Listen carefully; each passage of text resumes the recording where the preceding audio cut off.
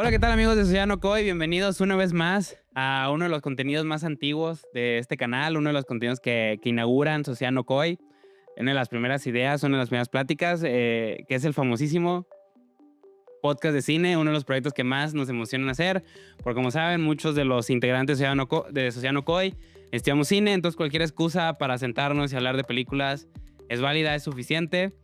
Y también es un podcast que ha sufrido muchísimas transformaciones. Una de ellas es que se hacía con lentes oscuros, ahora se hace con gorra. Pero lo que siempre es ley, lo que siempre es universal, lo que es regla, es que este podcast no se hace solo, siempre es con un acompañante o con dos. Y en este momento me acompaña una de las figuras más importantes y poco conocidas de No Koi. Conocen varias de sus facetas.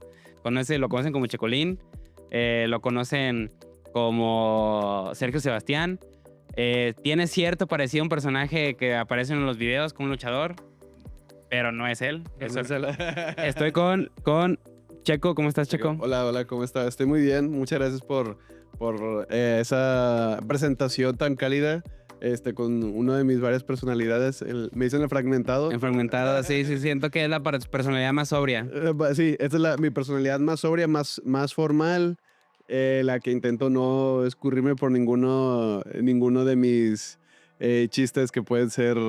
Sí, la personalidad la personalidad que estudió 2 licenciaturas. Esa personalidad, exactamente. ¿Saben? Checo estudió 2 licenciaturas, comunicación y lenguaje, producción audiovisual. Así es. Previamente de la uni.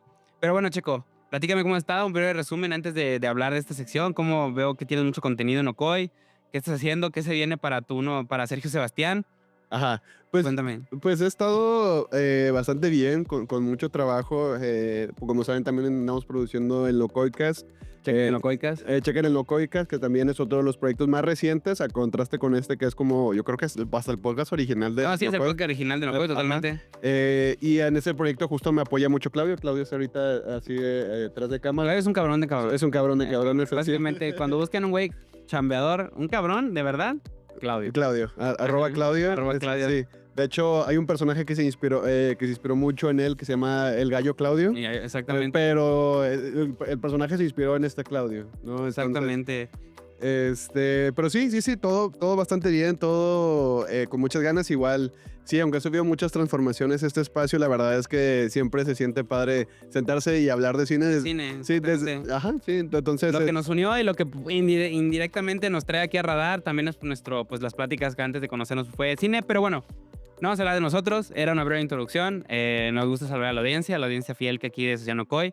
Les mandaba todos un saludo, pero bueno, de las muchas transformaciones que ha tenido este podcast, una de ellas es que al principio era hablar de una película que nos gustara mucho, ¿no? O sea, era la excusa para juntarnos, no lo veía nadie, este canal no tenía visitas, entonces era una excusa nada más para venir aquí a la chamba y hablar 1 hora y media de una película que nos embolaba.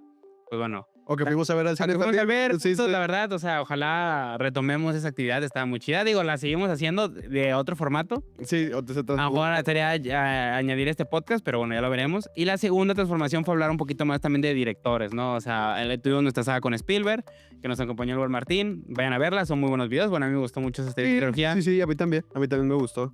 Digo, también lo hemos retomado. La idea es que en un momento también pesca Martín, que esto sea rotativo. Digo, como les digo, esto es un podcast que nos encanta hacer porque es, pues, hablar de cine. Hablar de cine tal cual, así es. Este nuevo concepto que tenemos en este momento es hablar de películas que cambiaron la historia del cine. O la manera en que consumimos o se hace cine, ¿no?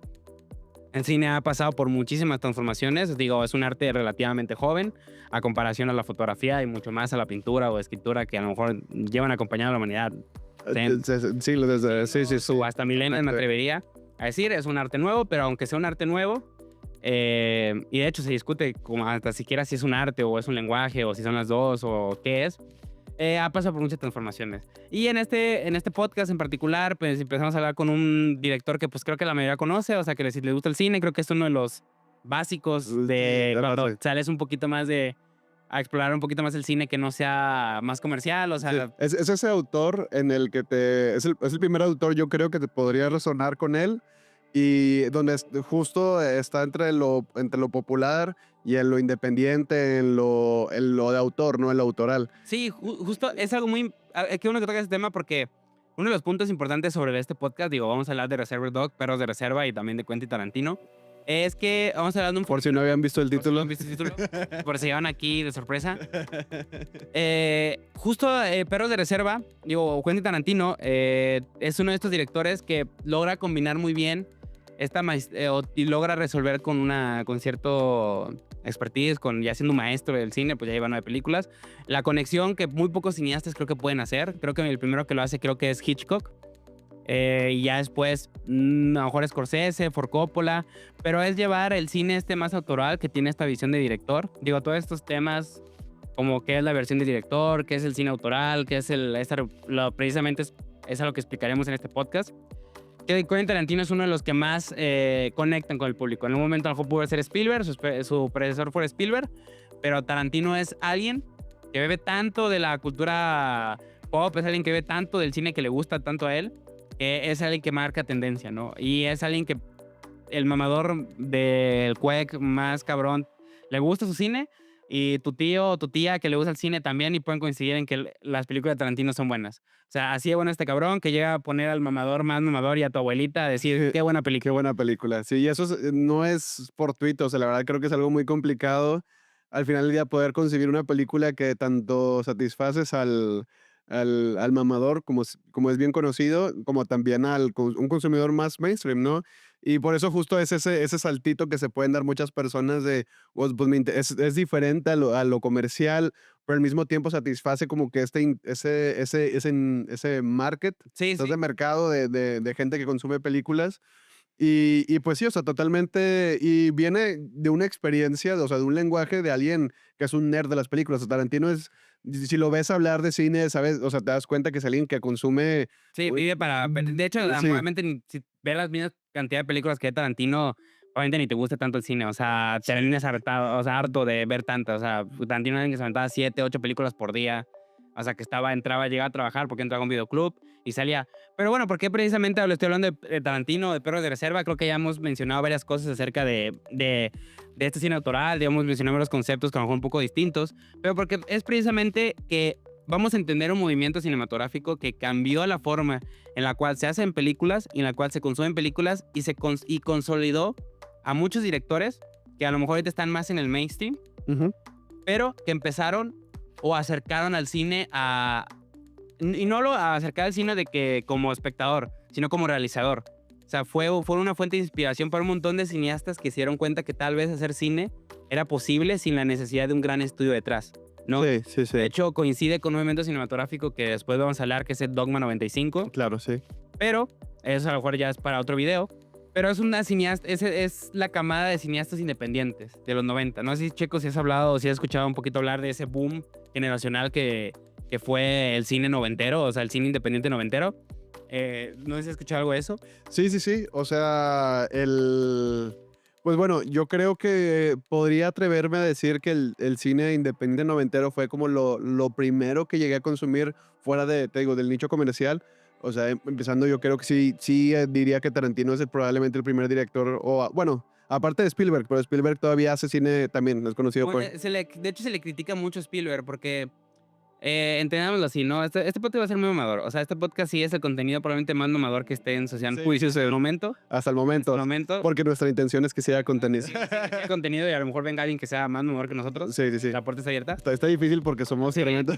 Pero suban a bordo. Suban a bordo. Pero el cine siempre, entendámoslo así, ¿no? El cine siempre ha funcionado con una especie de ciclos, ¿no? ¿En qué sentido, no? Desde que nace la historia del cine, desde que nacen las películas como se entienden, la manera en que ha ido evolucionando es a través de crisis. ¿A qué me refiero con esto? Cuando nace el cine no era sonoro, era puramente imagen y se acompañaba con alguien, con un narrador que estaba en la sala o con música en vivo. Se quedan vivos, sí. Pasa la revolución del sonido, hay una crisis creativa porque hay una nueva forma de hacer cine. Las grandes estrellas no logran adaptarse al nuevo formato. Sí. Los grandes Shout out a Babylon, que podemos... Babylon para mí es la mejor película de Damien Chazelle. Ojalá un día hablemos de Babylon. La verdad, una película, no diría underrated, que así es como que la tenemos, o sea, Realmente infravalorada. infravalorada, sí, es que en español, sí, o sea, es bien conocida, pero la gente no la valoró bueno, Sí. es otra película que... Es otra película, pero vean Babylon. Vean Babylon, ajá. Pero entonces, ¿qué sucede? ¿No? Esto que era una crisis creativa, pero también coincide con una revolución tecnológica o material. ¿A qué quiero decir con esto? Que nuevos cineastas que consumían el cine anterior, ¿no? Y a lo mejor están más acostumbrados o tenían nuevas ideas que hacer con el sonido, quedan esta nueva cama de cine, ¿no? Que se conoce como el cine clásico o el cine, que es donde coinciden las grandes eras doradas del cine, la era dorada hollywoodense, la era dorada del cine mexicano, pero también coincide con las vanguardias. Entonces hay como que una separación, ¿no? Y ahí es cuando empezamos a hablar de un cine autoral y un cine más industrializado. Y es que en Europa esta revolución tecnológica coincide con las vanguardias. El Sí. neorrealismo, el surrealismo, el neorrealismo italiano, el expresionismo alemán, un montón Sí, que de van movimientos a lo largo de los años. Sí, sí, sí, claro. que ellos exploran más el cine como un medio artístico y más como un lenguaje antes que como un arte, ¿no? O sea, una idea que empieza a comunicar eh, a través del... Digo, eso es porque es muy mamador, ¿eh? Eso es Recuérdalo. No, no se enojen con nosotros. es muy mamador. Eso no, Pero a través de la juxtaposición de imágenes, ¿no? Entre colocar, si ellos, los rusos son los que se dan cuenta, pero vemos que los europeos son los que empiezan a explorar este cine como una expresión o una extensión artística de las grandes vanguardias que ya sucedían, ¿no? Digamos, porque el expresionismo no es en sí un movimiento cinematográfico, sino que el expresionismo alemán llega hasta el cine. No es sí, sí, o sea, exactamente. Ajá, se va traduciendo al al al cine. Ajá, al sí. cine. Y por otro lado, el cine más de este lado del mundo, más americano, Hollywood empieza a hacerse un sello de crear historias muy, muy bien estructuradas, de 3 actos, con sus personajes bien definidos, se ven quién es el villano, quién es el Sí, el que me enemigo, gusta, el y protagonista, cuál es el clímax, donde el inicio, sí, todo lo... lo Sí. ven más como una excusa del cine para contar una historia. Sí. No a lo mejor aprovechan tanto estos medios cinematográficos. De hecho, Hollywood en su momento valoraba más a los buenos productores que a los buenos directores. Los directores básicamente eran encargados. El productor se le consideraba el dueño de la película, sí, o Se le está sea, considerando, pero por sí, medios económicos. por medios económicos, no por medios autorales. Exactamente. Antes se promocionaba de que esta película la produjo tal persona, es por tanto el autor de esta película. Y ahorita, o sea, y ahorita ya hace mucho tiempo empezó a hacer ese cambio a una cuestión desde la creatividad del director. Y bueno, viene justo de toda esta travesía de la que estás justo platicando Exactamente. y de estos contrastes, ¿no? De cómo se estaba haciendo en el occidente, cómo se estaba haciendo en Europa, cómo se estaba haciendo en distintos lados, ¿no? Sí, y aquí pasa algo muy curioso porque vuelve otra crisis creativa, que es, hay tanto una explotación, ¿no? De ese modelo que se le conoce como el modelo clásico, ¿no? Que en los años 50 sucede otro boom, que es de que, ok, las audiencias están perdiendo interés, ¿no? Ajá. Por el cine. Coincide otra vez con otra revolución material. Ya es más fácil hacer cine, o sea, las cámaras, y ustedes ven las cámaras de inicio eran camarotas Sí, gigantes, sí, eran sí. cámaras que ocupaban 2, 3 para operar. Las cámaras ya pueden operarse en el hombro, ya pueden operarse en la mano. Digo, siguen siendo cámaras muy grandes, pero ¿qué pasa? Ahí, pero un golpe en mí. ¿Qué pasa? Que nos tienen escuchado, que es la última gran vanguardia, que es la Nouvelle Vague. Sí, La nueva la ola francesa. francesa. Sí, sí, sí. Un día vamos a hacer un episodio completo de la Nouvelle Vague, pero es muy importante hablar de la Nouvelle Vague porque es, digamos, una de las inspiraciones principales de, digamos, el protagonista de este podcast, que es Tarantino. De Tarantino, así es, así Exactamente. es. Entonces, digamos que la Nouvelle Vague, ¿qué es la Nouvelle Vague? La Nouvelle Vague era un montón de mamadores. Sí, tal cual, tal cual, sí, sí, sí. A lo mejor mucha gente lo puede tomar con falta de respeto, pero o sea, sí, sí, no, o sea, es una sobresimplificación, pero al final del día sí era esto. Y da resultados muy interesantes que transforman el cine, pero al final del día, pues había O una sea, si tu única pretensión, chamba, ¿no? si tu Sí. única chamba era ver películas, como, güey, consíguete, o sea, un jalecillo. Un suavecillo fue, ay, sí, sí, sí. Pero sí, básicamente su chamba era ver muchas películas y escribir en una revista que se llamaba Cartier du Cinéma. Sí, sí, sí. Mamado, ya cuando el podcast tiene palabras francesas. Sí, francesa, ya se perdió audiencia, pero bueno, es parte de... Pero tú conoces, Checo, platícame, ¿conoces a la revista Cartier du Cinéma? Así, o sea, así como conocerla tal cual, no, sé que es parte de la historia, sé que cómo viene, cómo se relaciona con estos autores, pero pues realmente no sé, o sea, nunca me he puesto a investigar qué es, o sea, lo que escribían y cómo lo escribían, porque también creo que eso te ayuda a entender las perspectivas de cómo ellos percibían el cine, ¿no? A lo mejor es un área que me falta explorar, pero también cuando ves las películas, o sea, ya sea a Godard o cuando puedes ver a Áñez Barda, y lo contrastas con cualquier película, no sé, de Estados Unidos en ese momento, te das cuenta de que hay una diferencia abismal en cómo Abismal. entendían el cine. Y es que, ¿quién eran los de Cartier du Cinema? Básicamente la Nouvelle Vague fue un grupo de, ya hablando en serio, de cineastas, ¿no? Que coincidieron en una época muy específica en Francia. Y todos, su punto de reunión era escribir para una revista, la Cartier du Cinema, acerca de teoría del cine. O sea, básicamente, antes de ellos ser realizadores, eran teóricos. Les mamaba Hitchcock, o sea, les encantaba el cine, veían muchísimo cine, pero ellos notaban ya este cansancio de que siempre ver al cine como una excusa para contar una historia. Sí, sí, Que sí. se había abandonado un poco esta exploración de que el cine puede ser también hasta una exploración artística, ¿no? O sea, el cine también es un lenguaje, o sea, comunica cosas, las imágenes dicen, o sea, comunican más allá de lo aparente o lo que ven, o sea. Sí, sí, exactamente, ¿no? Hay una discusión, solo como paréntesis, o sea, sobre la imagen, qué quiere decir la imagen, dónde termina, dónde empieza, que también se puede relacionar mucho con la fotografía, pero hoy voy a citar a otro autor, quizás de los 90, yo creo que David Lynch, que él relacionaba más o sea, el cine, a la imagen del cine, no tanto a la fotografía, pese a que se podría parecer mucho, sino más a la pintura, ¿no? Y porque lo que comunica va más allá de lo que está evidente en el cuadro, sino en lo que se puede entender. Y creo que sí se puede ver desde la nueva ola francesa de cómo estos autores empiezan a experimentar con eso o a entender, o sea, cómo se comunica y también esto, la juxtaposición de las imágenes, o sea, el efecto cliché. Ya nos pusimos también. Mira, es interesante que tomes la imagen, o sea, este podcast sí va a ser muy mamador, como lo reitero, pero creo que es un punto interesante. Hacemos énfasis para que no se enojen. Para que no- O sea, para que sepan, no estamos aquí, no están aquí por engaños, es Sí, porque... ese contenido más serio en este momento, o sea, Sí, sí. está bien. Y si quieren, podemos ir un poquito más despacito. No, rápido. No, de hecho, no, o sea, lo digo porque aquí tocas un punto importante. Hay un estilo de dirección que se llama la dirección enfocada en resultados. ¿Qué quiere decir esto? Que tú pones la cámara o muestras la cámara describiendo exactamente lo que dice el guión, por ejemplo, de que el personaje sale de su casa Ajá. y sube al carro. Y literalmente pones la cámara y la cámara lo único que hace es describir lo que está pasando. El personaje sale, Ajá. entra a su casa. Pero, como cualquier lenguaje, las palabras dicen más o significan más de lo que aparentan, ¿no? O sea, ¿qué quiero decir con esto? Que una de las cosas que se dan cuenta es que un autor, no en el cine, no solo que da las palabras, sino lo que significan esas palabras, ¿no? O sea, por ejemplo, un ejemplo que nos pone mucho en la carrera, hay dos cholos, ¿no? Que son mejores amigos. Un día un cholo le regala su collar a su mejor amigo, a ese cholo lo matan, y ahora ese collar, pues significa más de lo que aparenta, ¿no? Sí. Ya tiene un valor simbólico. Ya significa algo, ya significa la amistad, la lealtad, la honestidad o la pérdida. La pérdida, o si hay más allá, puede ser traición Sí, incluso, traición. o sea... Ya, me explico, o sea, y eso son decisiones que precisamente le competen al director.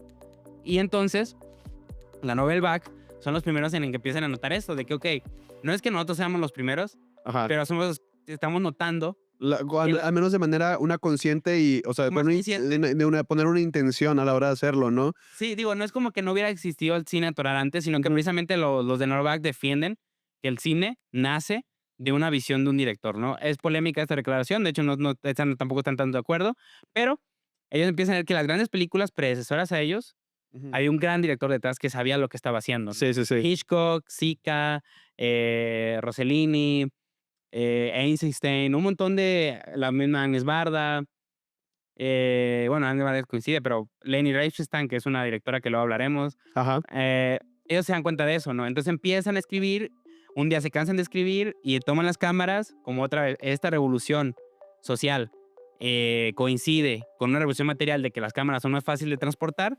Bueno, surge la Nouvelle Vague, que es básicamente romper todas las estructuras narrativas que estaba haciendo Hollywood. Es crear un nuevo cine a partir de sus teorías.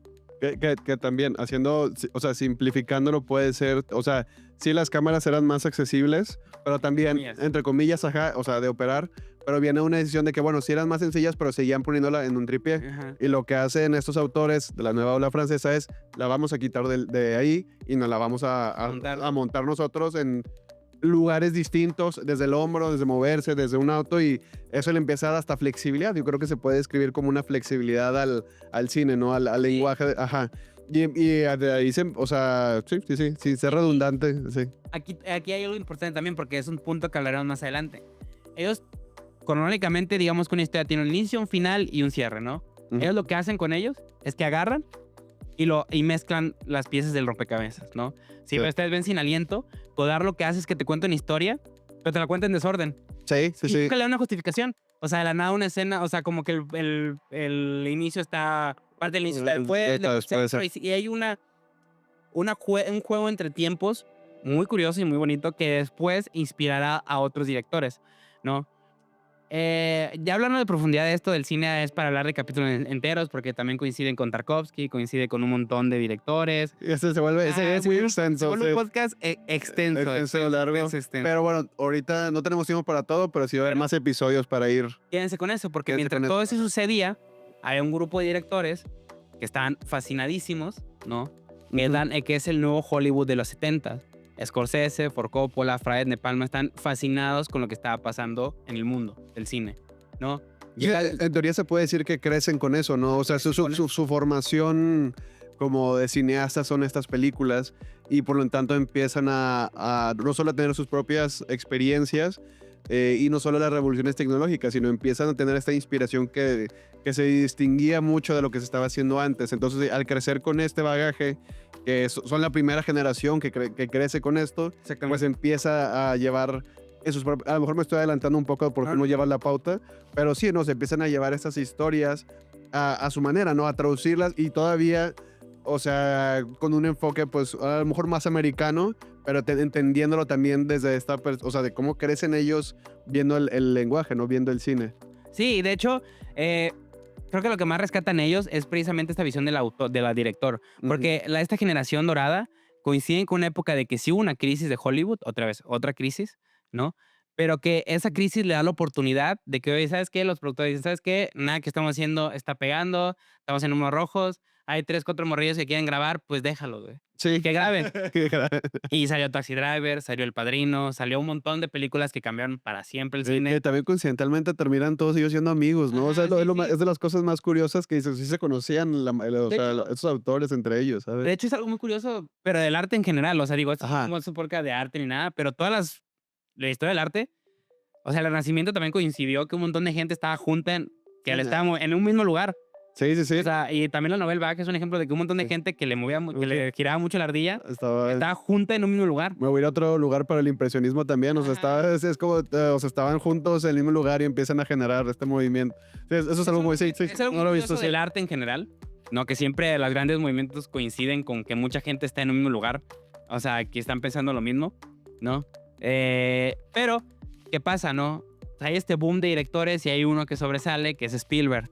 Claro, sí. A todo esto, esto es una historia paralela. Esto es una historia de clase de cine que segunda. Sí. Paralelamente hay un director, ¿no? Que es muy olvidado, pero es de la generación de los 70, que es el John Cassavetes. John Cassavetes, sí. John Cassavetes es, digamos, el primer cineasta totalmente independiente, famoso en Estados Unidos, porque él empieza a hacer películas fuera de los estudios. Aún así, aunque Martin Scorsese, aunque Spielberg, aunque Brian De Palma eran un cine más autoral y aún seguían arropados por grandes empresas, por grandes industrias. Sí. John Cassavetes no. John Cassavetes filmaba en su casa. O sea, al final del día sí dejan de ser, o sea, tienen como que estos aires independientes, pero siguen estando financiados por por grandes compañías de producción. Por lo tanto, no necesariamente, o sea, conservan lo autoral, pero no lo independiente. No lo independiente. Sí, no son independientes como tal. O sea, son películas que sí son, como digo, son productores que dijeron, güey, nadie nos está pegando. En ese momento, qué bueno que nadie se le ocurrió hacer películas de superhéroes. Dijo, ¿sabes qué? A estos morrillos están alborotados, suéltenles una cámara, que graben, ahí les dan $20 millones, a ver qué hacen. Qué bueno que coincidió, todo les salió bien. Sí. Pero paralelamente John Cassavetes, que es como el primer cineasta independiente, él empieza a darse cuenta o empieza a filmar desde su casa. O sea, sus actores son sus amigos. Y le recomiendo mucho sus películas, sobre todo a Una mujer bajo la influencia, que digo, es su película menos indie, ya en ese momento ya no la he visto, tampoco la he visto. John Cassavetes es un actor y se nota que sabe dirigir actores. Sí. Porque cuando no hay pocos recursos, hay poco presupuesto, ¿qué te queda? Pues tu talento, ¿no? Y saber explotarlo. Y eso es algo muy importante para después saber justamente en la película Perros de Reserva. Todo se conecta con Perros de Reserva. Pero me gusta hacer ese contexto histórico porque... Sí, está padre. Es muy nutritivo. Ajá, es justo hablar de películas. Para entender cómo cambió el cine, pues hay que entender cómo estaba el cine en ese momento. ¿Cómo estaba? Así es. Mejor no lo pude ver de Ikea. John Cassavetes filma estas películas, ¿no? Que terminarán en las manos de un montón de directores, porque en los 80 hay un director que sobresale, que es Spielberg, que es quien hace Tiburón. También hago énfasis, sobresale no significa que sea mejor en contraste, sobresale y eso es algo totalmente medible, ¿no? O sea, Sobresale a nivel de taquilla. O sea, es alguien que en taquilla la rompió, pero a niveles... Le decían el Rey Midas. sí, tal cual, o sea, yo se considera el primer blockbuster como tal, no nada más con eso entiendes y es de sus primeras películas, o sea, blockbuster entendiendo que son las películas comerciales que la gente está desesperada por ir a ver al cine, por plantearlo de cierta forma, ¿no? Y Spielberg es algo que siempre ha logrado de manera muy Sí, curiosa, por ¿no? algo es el Rey Midas de Hollywood. Así es, así es. Entonces, hay un cansancio otra vez. Porque lo que empieza es que todo el cine empieza a ser blockbuster tras blockbuster tras blockbuster. Digo, es un paralelismo también mucho en la época actual. Sí. Pero a lo mejor no era tan franquicia, sino que era un blockbuster y buscar el siguiente blockbuster, ¿no? Entonces, a lo mejor la voz autoral independiente ya se dejó un poco de lado. Sí, se le olvidó un poco, ajá. Pero ahí es cuando empieza otra vez una revolución tecnológica con una revolución intelectual, que era otra revolución del cine. Ujú. Por el inicio de los años 90 se creó un festival llamado el Festival de Sundance, Ajá, sí, sí. que termina siendo el portavoz y amplificador de estos grandes directores, que básicamente era un festival que, lejos de premiar las películas a lo mejor más agrupadas por las grandes industrias, buscaba más un cine independiente. Ajá, sí, sí. A todo esto es cuando llega nuestro protagonista, ¿no? Que es que un montón de directores, también las cámaras, empezaban a hacerse más baratas de construir. Ya era algo más Ya existían cámaras para el consumidor. consumidores. Ya Ajá. existía el Super 8, ya existía el Super 16, ya existía formatos de cinta. Ya era más fácil para el... Digo, sigue siendo algo muchos privilegios. Ya no es algo... No llegan a lo actual que literalmente tu celular puede grabar Sí, incluso. Ajá. apenas o algo Sí, contenido, sí. muy buen contenido, sino como que en ese momento aún era algo limitado, pero ya un americano de clase media se lo puede permitir. Por ejemplo, Exactamente, exactamente. que es precisamente lo que ocurre. Hay una camada también de directores, ¿no? Que se dan cuenta de esto otra vez. Un grupo de directores se coinciden. Ahora con la herencia de estos directores de los 70s que heredaron también a su vez. A su vez de los 60, a su vez de los 50, a su vez de todo esto. Y dicen, oye, ¿sabes qué? Si yo me doy cuenta de que ya hacer cine no me cuesta la millonada, ya hacer cine lo puedo hacer una buena película. Clerks creo que costó $30,000. Bueno, creo que el mariachi costó H muy poco, sí. Creo. también $7,000, que era una cosa así. Ok, eso es muy poco, sí. muy poco. Porque por reserva sí es un poco más caro. Sigue estando en estándares baratos. Pero aquí Ajá. precisamente, como que tomo, cuando ya Tarantino hace una película sin presupuesto, pero con sus amigos. Y es que Tarantino era una persona que se crió con ese cine, ¿no? Ajá, Es una sí, persona sí. que vive en Los Ángeles, trabaja en un videoclub y en las salidas va a tomar clases de teatro, ¿no? Entonces tiene una formación actoral, él motivado por estos movimientos de cinematográficos que están sucediendo en este momento. Ujú. Dicen, ¿sabes qué? Voy a grabar mi primera película, ¿no? Creo que es el cumpleaños. Pues de mi mejor amigo, sí. El cumpleaños de mi mejor amigo. My best friend, sí, sí, sí. Lo que tiene Tarantino es que es un fuera de serie. O sea, en ese momento creo que es la consideración de todo lo que se venía trabajando. O sea, todo este contexto que le estamos haciendo es para casi que termine en Tarantino. Sí. Porque sí. Tarantino debe de todo esto que le estamos diciendo, pero aparte es alguien que lee demasiado, o sea, lee muchas novelas, se nota en su manera. Es alguien que viene del teatro y se nota, porque en el teatro, pues, en su mayoría son diálogos. Sí. Y se nota que es alguien que leyó libretos y libretos y libretos y libretos y interpretó también por mayor. Entonces, ¿sabes qué? Voy a escribir mi segundo guión, que es Perros de Reserva, ¿no? Que ahora sí está montando la película, pero no tengo dinero, ¿no? No importa, lo voy a hacer con mi dinero, lo voy a hacer con mis actores y todo eso. Ya por cuestiones de la vida, del universo, lo que sea, coincidió que dos hermanos hicieron una productora. Ya los hermanos Weinstein. Sí, que Digo, esto terminó mal. estoy también con ellos, pero bueno, o sea, a nivel histórico, ellos estaban buscando hacer este tipo. Ajá. Sí, ya lo que pasó a su nivel personal. Sí, ya pasó después, otro tema, pero en ese momento ellos encuentran este guión y es tanto el talento que desborda Tarantino que sin conocerlo, que sin realmente ni nada que mostrar, porque Tarantino en ese momento no tenía nada que mostrar. Creo, si no me equivoco, ahí él antes de eso hace el guión cortometraje. Ah, no sabía eso. Sí, hace el guión cortometraje y justo este cortometraje es visibilizado en Sundance por ellos dos, por los hermanos Weinstein. Entonces, él filma el cortometraje que creo que tiene solo a Steve Buscemi, del cast del elenco, que sí se quedó en la película. Lo filma, yo no lo he visto, creo que sí está disponible, sí lo pueden buscar ahí por YouTube y está disponible. No sé si está bueno o si está malo, pero al menos fue lo suficientemente interesante para que lo agarraran, se proyectara en Sundance y en Sundance visibilizara ahora sí este proyecto, o sea, los hermanos Weinstein, y que vamos a hacerlo una película. Él como que ya tenía intenciones de filmarlo, pero ahí es donde se vuelve, ahí es donde te quedas tú, ajá. Y de hecho, porque también, o sea, o sea, Tarantino tenía a lo mejor un cortometraje, eso es bastante validez. De hecho, el cortometraje muchas veces es la carta de presentación de un director. Así es, ajá. Porque es algo más fácil de grabar, menos presupuesto y es precisamente construir hasta una emoción, ¿no? O sea, realmente si realmente con cortometraje es un buen director, sabe contarte algo, pero sabe también hacerte sentir algo, ¿no? Sí. Entonces, ¿qué pasa, no? Llega Tarantino y le dan, hace cuenta como un juguete, el niño en juguetería, le dice, ¿sabes qué? Aquí hay presupuesto, le dan tampoco tanto dinero, por eso es independiente, le dan un milloncito. Sí, creo que como 1 millón alrededor. Que es, digo, es bastante, pero en estándares hollywoodenses 1 millón es poco. Es poco, ajá. Y todavía para la época. Y todavía para la época era poco. O sea, digo, en México nunca, creo que los presupuestos siempre han sido lo mismo. De hecho, México creo que siempre ha hecho cine independiente si lo comparamos con los gringos. Sí, los gringos. Ajá. Pero entonces tiene como niño, o sea, como con juguete nuevo. O sea, básicamente tiene toda la juguetería para él. Le da un cast de lujo. Le da le dan solo así una locución. Y es cuando Tarantino dice, ¿sabes qué?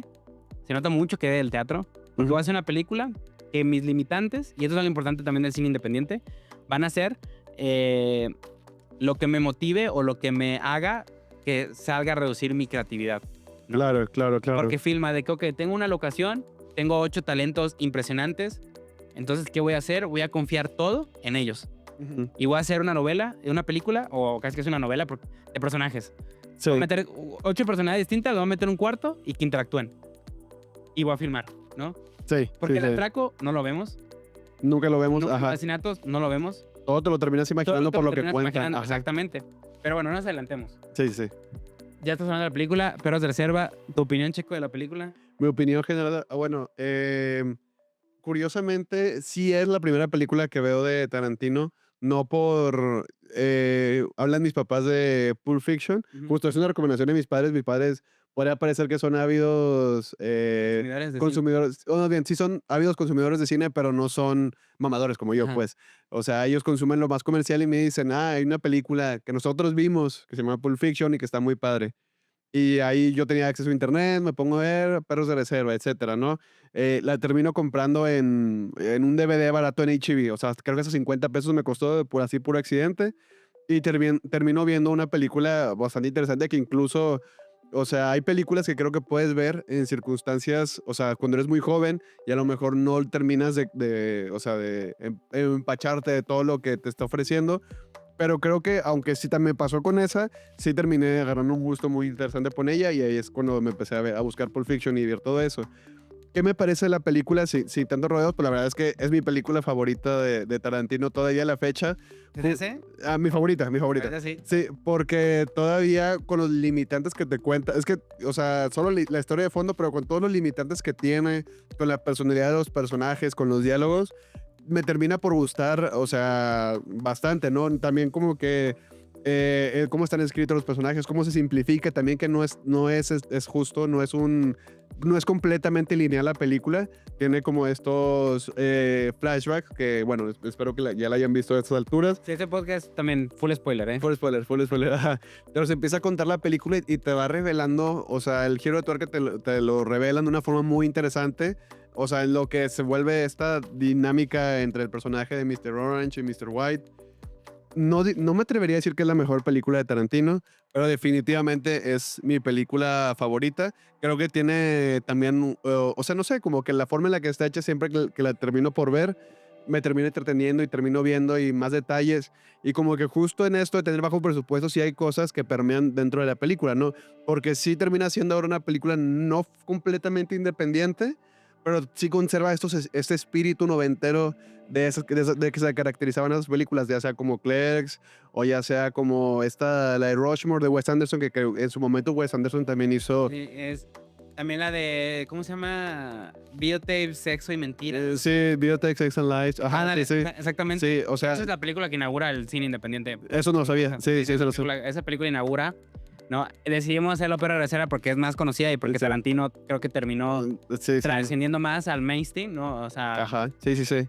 como quieran, vean las películas, todas las películas de esta camada de directores, es muy buena. O sea, Es muy buena, sí, sí, sí. Clerks también, justo platicamos un poquito de Clerks antes y bueno, me estoy desviando de, sí, no, dale, de qué me parece, pero sí también Clerks es una, creo que de las películas de Kevin Smith la que más me gusta, pero no sé si es porque tiene como que creo que hasta voy a decir espíritu punk, o sea, de agarrar la cámara y vamos a hacer, hasta se podría decir que se siente sucio por la falta de... Clerks, Ajá. perdón por interrumpirte, pero Clerks para mí, pequeño paréntesis, para mí es la película más independiente de todas las películas independientes de esa camada. Sí, sí, sí, ok. Es una película que su director, bueno, Mariachi a lo mejor, pero es una película que su director se endeudó con no sé cuántas tarjetas de crédito. Ajá. Dijo, si no pega, voy a vivir endeudado y voy a morir endeudado.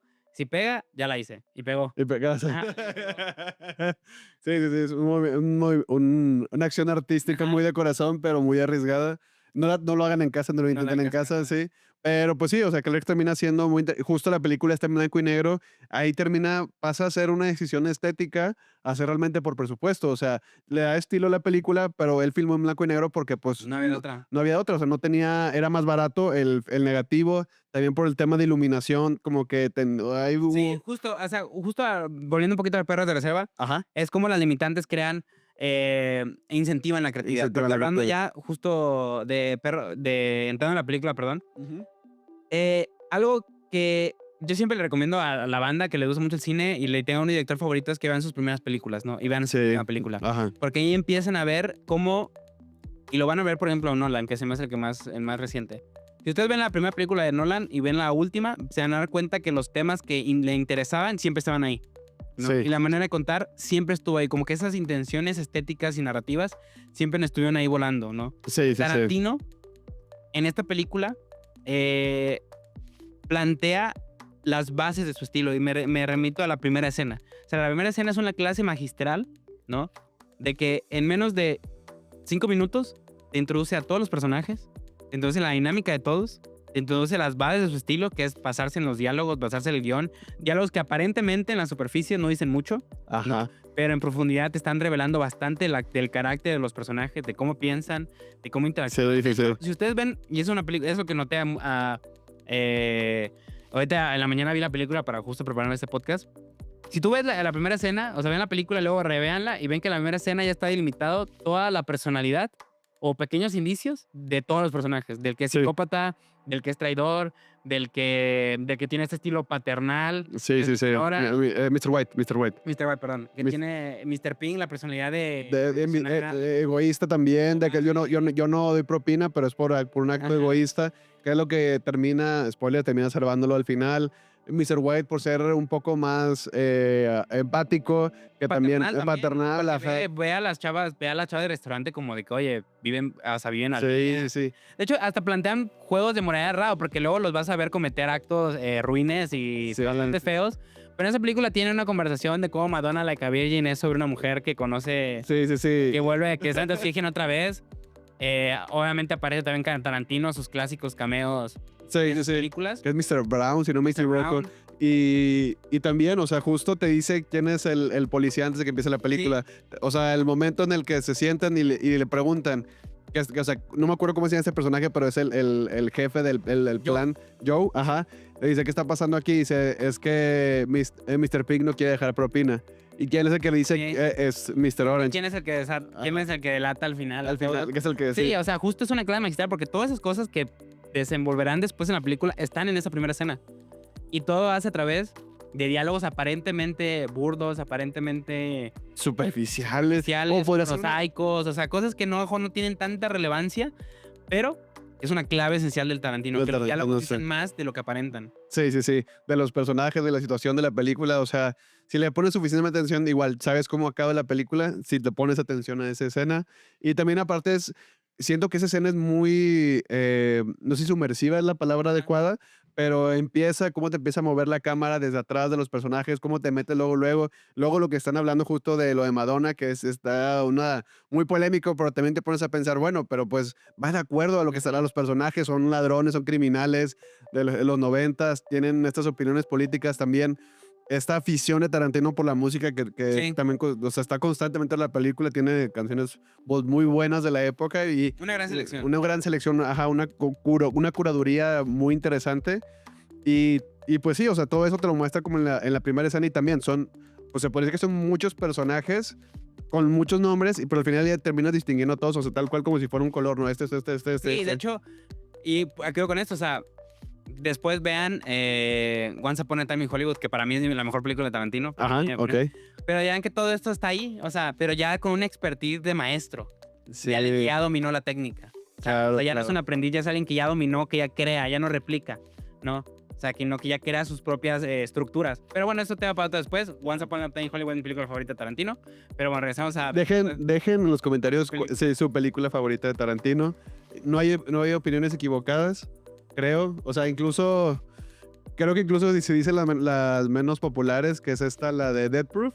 A mí se me hace interesante Death Proof, sí. O sea, es que también es una oda a un género de películas de serie B. que hay que entender Eh, otro tema. O sea, aquí mucho del cine Tarantino se basa en referenciar a autores Sí. que ama Tarantino. Sí, sí, sí. O sea, y por eso digo que Once Upon a Time in Hollywood es su mejor película, porque es la primera vez que él no referencia, él crea sus propias imágenes, ¿no? Sí, sí, sí. Tener que depender de que algo ya estaba atrás. Ajá. Pero en Reservoir Dogs se nota este amor que le tiene Tarantino al cine, ¿no? Sí, sí, sí, Que tal cual. consume, que suda, respira, Respira, sangra cine.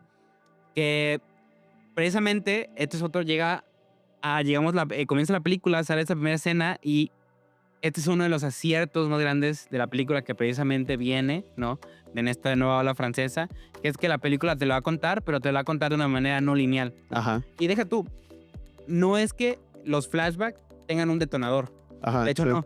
Ajá, sí. Tarantino te muestra el rompecabezas y te pide que tú lo armes. Sí. Pero no es como que en un momento de que vea el celular y luego él vea el celular y recuerde cuando él tenía el No, el celular. celular en la mano. No, es simplemente está en escena, termina la secuencia corta, regresa Sí.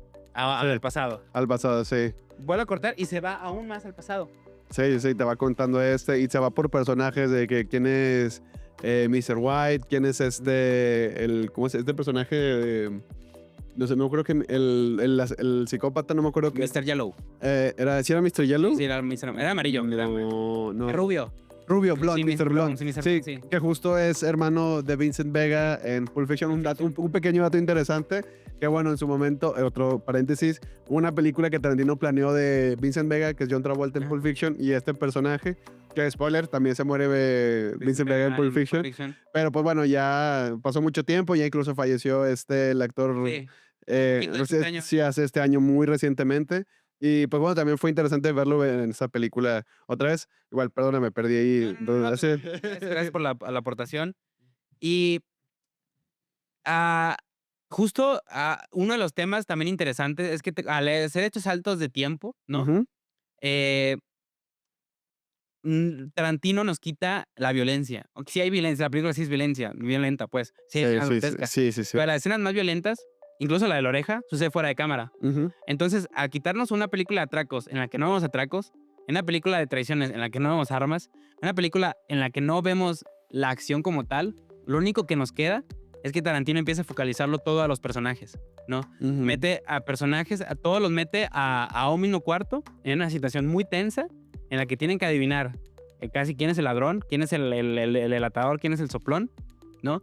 Y entre todos estos tensos empiezan a desarrollar otra vez los personajes. O sea, los personajes son la alma de esta película, ¿no? Sus interacciones, Mr. White, que esta parte paternal que tienen con Mr. Orange, ¿no? Que lo ve como un hijo. Un hijo, ajá, sí. Empieza a hablar, que lo empieza a defender sin tenerlo, que pone una relación más personal con él. Sí, sí, sí. Mr. Pink, que siendo el abogado del diablo de todo, siendo el mercenario, siendo yo estoy en el grado que me convenga. Sí, sí, sí. Mr. Block, que es el psicópata, así nada más quiere... Quiere sí, disparar y... Entonces, cuando Tarantino nos quita todo eso, o sea, cuando nos quita todas las acciones, nos obliga a nosotros, nos vuelve y esto es un concepto también de la literatura, nos vuelve un consumidor activo. O sea, hay un concepto en la literatura que es el lector pasivo, el lector activo. El lector pasivo es que simplemente está recibiendo la información, ¿no? Está leyendo, y pasa mucho con el cine actual, de hecho, o sea, ves la película y la estás viendo y acaba ya. Y está lo que es el lector activo, ¿no? Que es, o el espectador activo, que es aquel que se involucra en la película, ¿no? Ujú. Se involucra en el crimen, es el detective, ¿no? Es el que también, junto a los personajes, está armando el rompecabezas.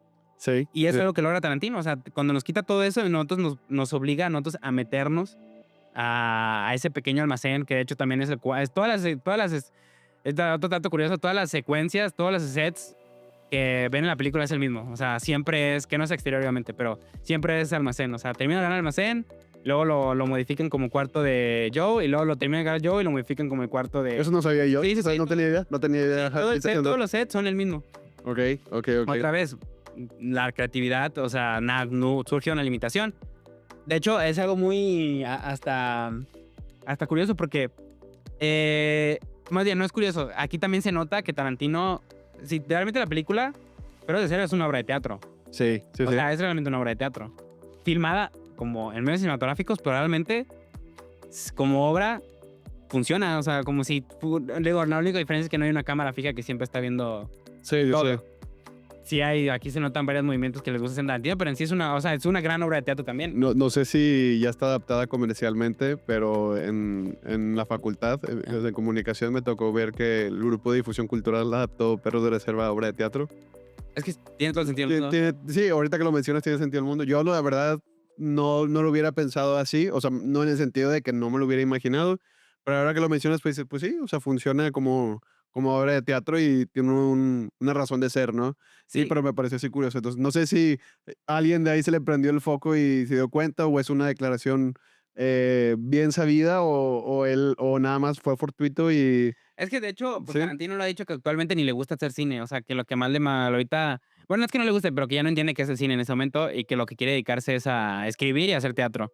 Ya. Digo, le falta una película, él dijo que iba a ser 10, hizo 9 hasta el momento, le falta la última. Se le filtró el guión otra vez, ¿no? No me acuerdo, no sé si le filtró, no sé. Se enojó o la borró, no sé qué pasó.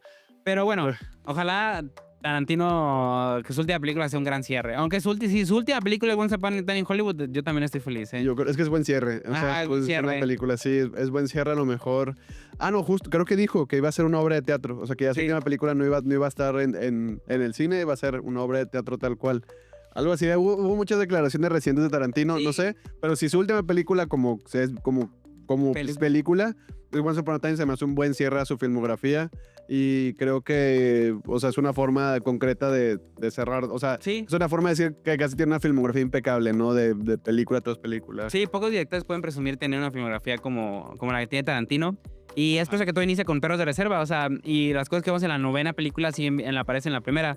Porque ya ir cerrando como que este podcast, este espacio, Ujú. nos damos cuenta que Perros de Reserva es el hijo resultante de toda una camada de directores y movimientos cinematográficos que predecieron a Tarantino, ¿no? Que Tarantino absorbe y plasma en un cine, que viene también de una revolución en la cual las cámaras son cada vez más baratas de hacer. Esto yo lo hago hasta con la intención, y creo que es lo principal que queda de este punto, que el principal aporte que tiene el cine independiente de los 90, y sobre todo Perros de Reserva, es demostrar a la gente que hacer cine se puede hacer sin la necesidad de un gran estudio detrás. Tienes que, o sea, y me parecerá muy romántico, digo, nosotros no, pues, o sea, hacer cine es algo muy cabrón, muy difícil, o sea, es algo Sí, que toma una vida hacer cine para mucha gente. sí. Pero creo que Tarantino avienta esa llama de esperanza, de decir de que a lo mejor y sí se puede. Ujú. No, porque y es los primeros grandes directores en decir, oye, ¿sabes qué? Ya no ocupas ir a la escuela de cine, ya no ocupas ser amigo de tal y cual, digo, un poco sí, pero vamos a hablar de eso después. Sí, al final del día puede ser controversial su declaración de no es necesario ir al cine cuando pues él vive en Los Ángeles, Sí, en Hollywood, pero al mismo tiempo sí, está esta llama de esperanza pero que tiene, o sea, hazlo de tu trinchera y pues sí, también al mismo tiempo él lo hizo a cine. Y él lo dijo en una época donde era todavía un poquito menos inaccesible. Ahorita todavía es más con el teléfono, con los celulares. Sí, ya la mayoría tiene uno a la mano. E incluso si es de baja calidad, también como Clerks usa este recurso como medio narrativo para contar tu historia. Es difícil. Si te interesa el cine, probablemente siempre... Parece que, pero dicen que incluso cuando tengas buen presupuesto, parece que todo va en tu No, nunca hay contra. dinero, dice, ¿no? Sí, nunca hay dinero. Pero sí, o sea, al final del día, pues si quieres contar la historia, encuentra la forma y ese consejo creo que sirve que me lo recuerde yo en este momento de... Sí, o sea, Ajá. y siento que es lo que hace Tarantino. Muy bien, creo que más de Tarantino es lo que hace esa camada de directores. Después se me hacía tan interesante empezar con en esta nueva temporada del podcast, sí. Sí. Porque al final de cuentas, él inspira a los demás creadores a seguir creando, Ujú. ¿no? A decir, oye, ¿sabes qué?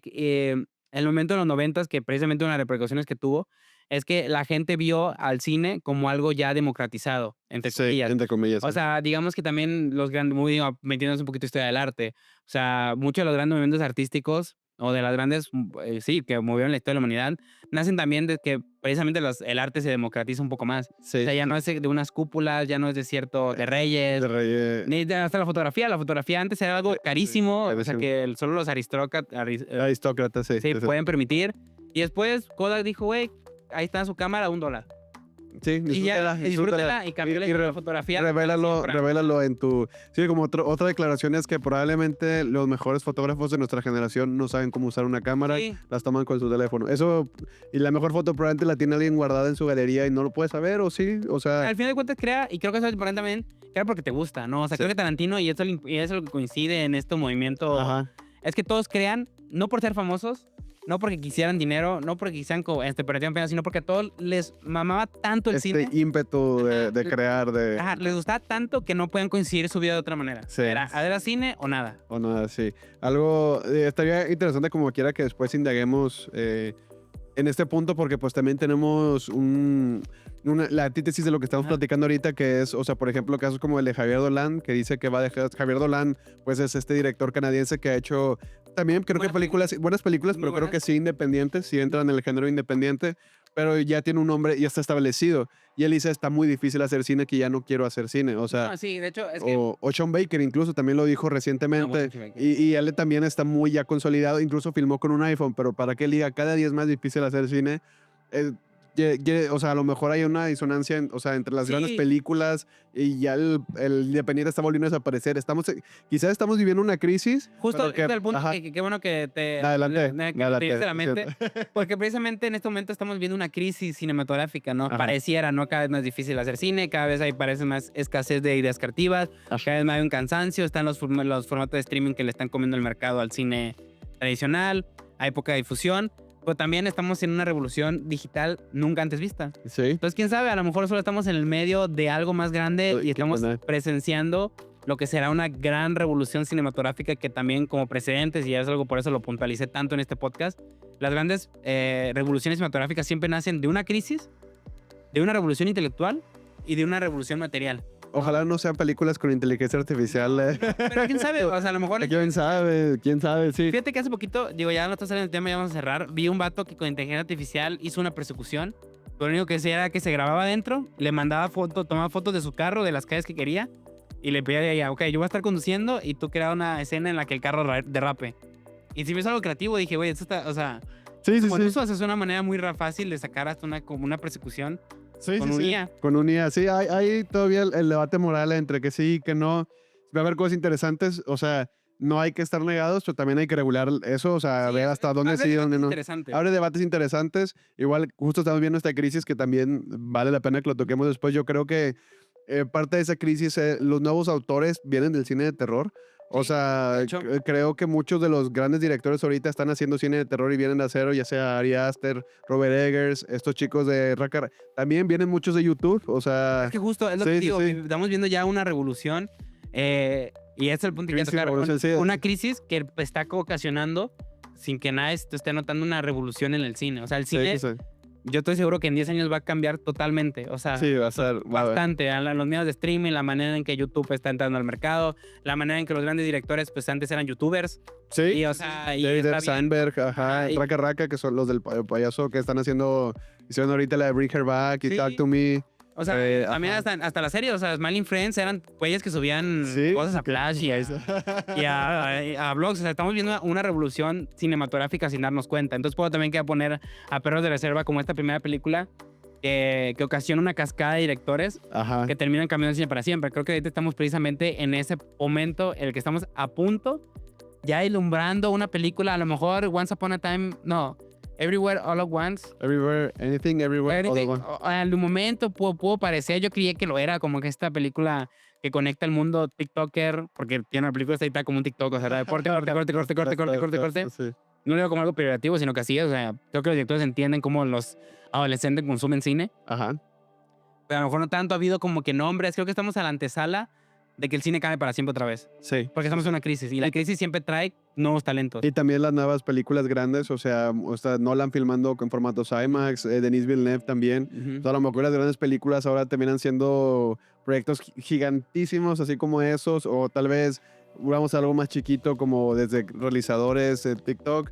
Pues falta ver toda esta camada de gente que creció con ahora sí, creció con este cine y también con las redes sociales, porque también son las primeras personas que tienen acceso a cámaras tan sencillas y a plataformas de difusión masiva. De difusión súper masiva, sí. De hecho, pues hay ese chiste, o sea, si quieres, probablemente no subas tu cortometraje a YouTube porque todos van a saber que es muy malo.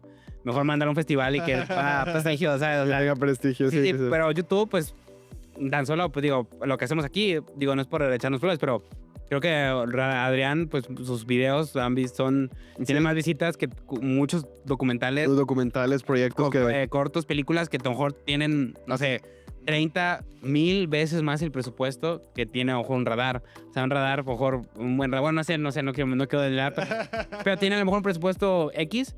Y una película mexicana te puede costar hasta 20 millones de pesos. Sí. Y un radar lo ve medio millón de personas, 1 millón de personas. Y la película, si bien le va, la ve 30,000 personas, 40,000 La venta de boletos, sí, se vuelve otro debate muy interesante. Pero bueno, sí. Nos estamos ya estamos quedando de tiempo. Muchas gracias, Checo, por acompañarnos. No, muchas gracias a ti, este Fofo. podcast. Está chido. Nos encanta hablar de cine y en este espacio.